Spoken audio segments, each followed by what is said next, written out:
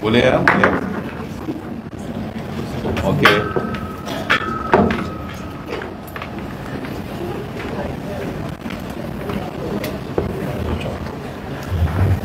Baik.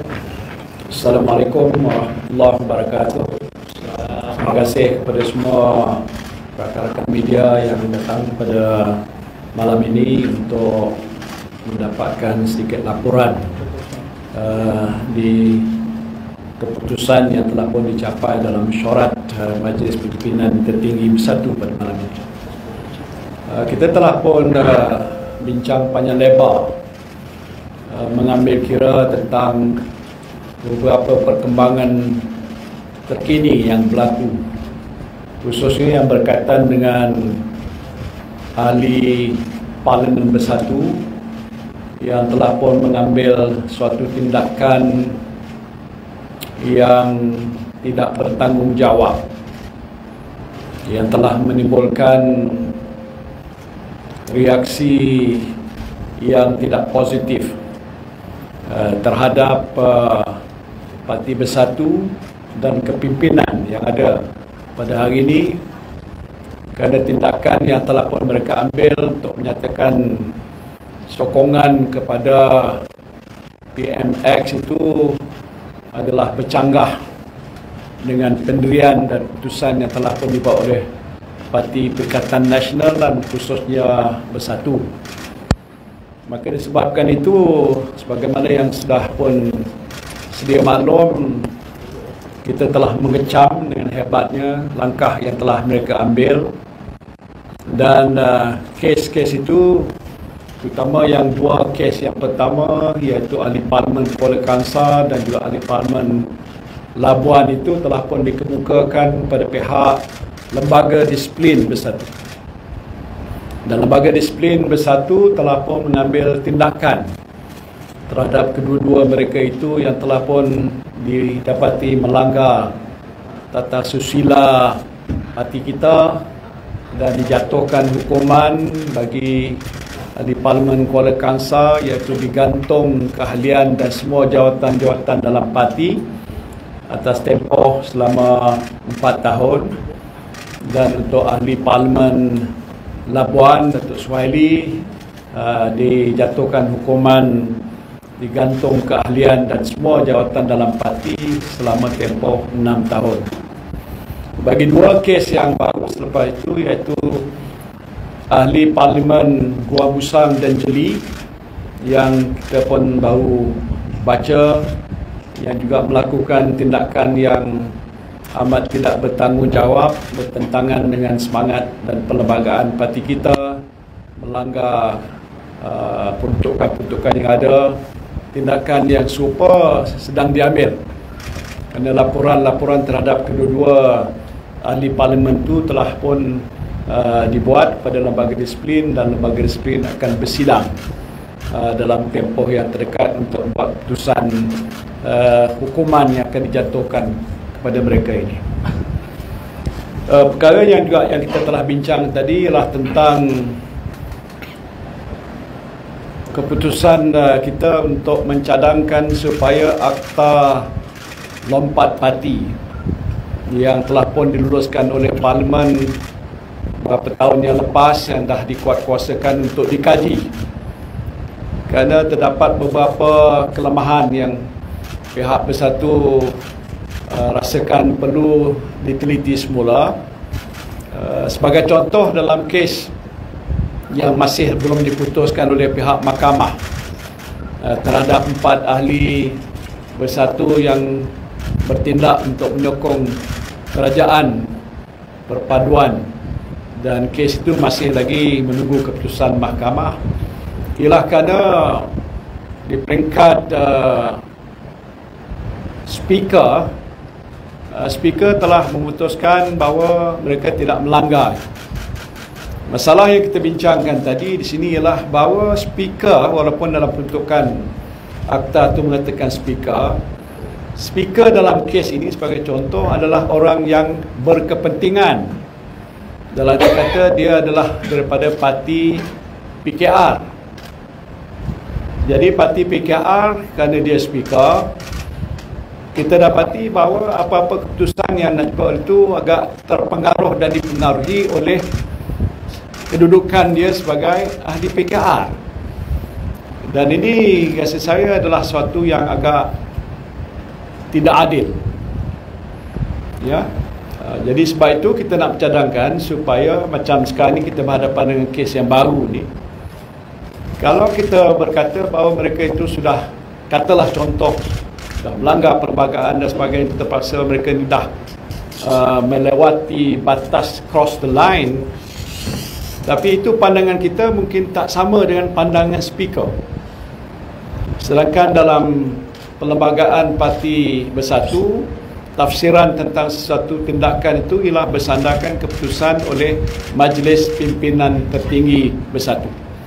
Tapi kalaupun Majlis Tindakan Pimpinan Tertinggi Bersatu membuat keputusan macam saya sebutkan tadi, dan mungkin kalau kita nak ambil tindakan melaporkan pada speaker apa keputusan yang speaker nak buat, pasal dia bukan dibicarakan macam cara biasa di mahkamah, dan dia bukan adalah seorang yang dianggap profesional, pasal dia adalah datang daripada sebuah parti politik yang tak sehaluan dengan kita. So there is some degree of, I would say, injustice ataupun justice that could be compromised. Dia sebab kedudukan speaker adalah orang yang ada berkepentingan. Ialah speaker boleh kata saya tak ada kepentingan, saya speaker, saya adil, itu dia kata. Tapi kalau kita nak buat aduan dan dia buat keputusan begitu, macam kes yang sudah berlaku dalam kes 4 ahli parlimen daripada Sabah, maka kita akan berhadapan dengan masalah kita. Jadi nak kita kuat-kuasakan suatu hukuman yang agak kita anggap berkesan, tapi dengan sebab adanya keadaan sebegitu, mungkin hukuman tu tidaklah dapat dilaksanakan. I hope you understand what I mean.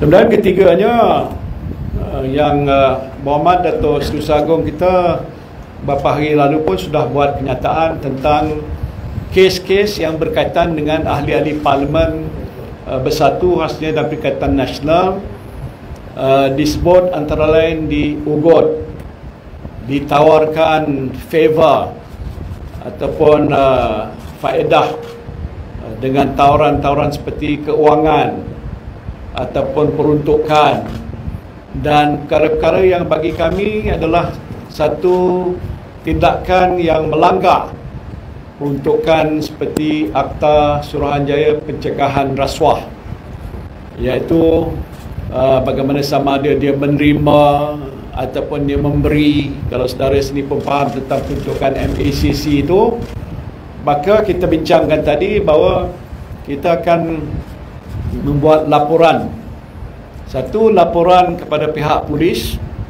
Ini akan kita buat dalam tempoh sehari dua. Kita dah kumpulkan semua maklumat-maklumat. Macam contohnya dalam kes ahli parlimen Gua Musang ataupun ahli parlimen Kuala Kangsar yang pertama. Dalam kes Gua Musang, dia beritahu pada mesyuarat Bersatu Negeri Kelantan yang lepas bahawa dia mendapat tawaran-tawaran. Di waktu itu dia maklumkan dalam mesyuarat Badan Perhubungan tu bahawa dia menolak semuanya. Tapi lantas 3 hari lepas tu dia umumkan keputusan bahawa dia sokong sana, dan kita suspek ada perkara yang berlaku yang mungkin telah pun melanggar peruntukan undang-undang. Dan ini data ni kita ada kumpulkan. Macam kes juga, kes Kuala Kangsar, ya, jelas ada disebutkan dalam laporan tu tarikh-tarikh bila mana pihak-pihak tertentu yang melibatkan toke yang berpangkat Tan Sri pergi jumpa nak ugut, kalau tak buat itu maka akan dikenakan hukuman oleh pihak SPRM dan sebagainya. So there are elements of intimidation, dan juga dalam kes yang lain soliciting untuk dapatkan sokongan dengan menawarkan tawaran-tawaran yang agak besar bernilai berjuta ringgit dan sebagainya. So kita dah kumpulkan bahan ni dan kita akan membuat laporan kepada pihak polis dan juga laporan kepada pihak SPRM dan terhadap SPRM. Kepada SPRM pasal mungkin dia memberikan soal Akta Pencegahan Rasuah, dan kepada SPRM, kerana mungkin SPRM juga terbabit. Antara kes-kes yang disebutkan tadi ada melibatkan pegawai-pegawai tertinggi SPRM. Tindakan terhadap dua ahli parlimen, bagaimana yang saya dah sebutkan tadi, ini akan diambil dalam tempoh beberapa hari oleh pihak lembaga disiplin parti kita lah. Jadi saya tahu bahawa apa yang telah dilakukan oleh ahli parlimen kita telah menimbulkan satu prasangka yang tidak baik terhadap parti. Saya nak menyatakan sini pada semua penyokong-penyokong Parti Perikatan Nasional umumnya dan Bersatu khasnya, bahawa tindakan mereka itu bukan sesuatu yang kita sokong, kerana kita sedar bahawa sebahagian ataupun hampir semua ahli-ahli parlimen dan juga ahli-ahli Dewan Negeri yang bertanding atas tiket Perikatan Nasional itu mendapat sokongan besar daripada sebahagian besar pengundi, terutamanya di kalangan pengundi-pengundi Melayu dan bukan Bumi Putra, dan juga sedikit daripada kalangan bukan Melayu. Jadi saya nak menyatakan bahawa kita stand firm untuk mempertahankan prinsip yang kita perjuangkan. Kita tak kompromi dengan tindakan-tindakan yang kita tahu adalah biadab, tidak bertanggungjawab, bercanggah dengan prinsip perjuangan kita. Jadi atas jaminan kita ini, kita akan lakukan apa yang sesuai supaya hukuman itu dapat dikenakan pada mereka yang tersebut, dan kita mohon supaya rakyat akan terus memberikan kepercayaan dan keyakinan kepada kita yang menjadi pembangkang yang bertanggungjawab, berintegriti. Kita juga bincang tentang soal apa yang berlaku di Gaza, sesuatu yang amat memilukan tentang apa yang sedang berlaku di sana, tindakan tidak berperi kemanusiaan oleh pihak Israel dan kaum Zionis terhadap rakyat Palestin, kanak-kanak, wanita yang telah terkorban nyawanya, jumlahnya berpuluh-puluh ribu. We feel indeed very very sad. Sebab itu kita nak menyatakan sekali lagi sokongan yang padu terhadap Palestin dan perjuangan rakyat Palestin, dan kita mendoakan bahawa apa yang sedang berlaku ini akan sampai ke suatu penamat, bagaimana yang sedang pun diusulkan oleh Pertubuhan Bangsa-Bangsa Bersatu. Last kali saya nak maklumkan, kita bincang tentang persiapan PAT kita, Perhimpunan Agung Tahunan, yang akan berlangsung pada 23 hari bulan 11, iaitu mesyuarat sayap-sayap parti kita, Armada dan Sri Kandi. Ini akan diadakan pada 23 bulan November, dan selepas itu diikuti oleh Perhimpunan Agung Tahunan Parti, iaitu pada 24 dan 25 hari bulan 11 yang akan datang ini di IDCC di Shah Alam. Jadi itu yang saya nak laporkan di sini lah. Terima kasih. Sri Kandi Muda dan Bersekutu sekali itu. Tiga Bersekutu. Oh ya, satu lagi, Sri Kandi Muda, walaupun dia peringkat penajaan, juga akan mengadakan persidangan khas mereka, kerana mereka dalam proses didaftarkan dan juga bersekutu. Bersekutu adalah sayap baru yang terdiri daripada kalangan bukan Bumi Putra dan bukan Melayu. Yang ketuanya Dr. Chong yang ada dekat sini. Mereka juga akan mengadakan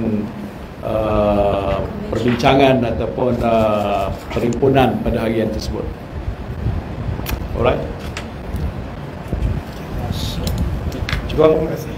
Terima kasih.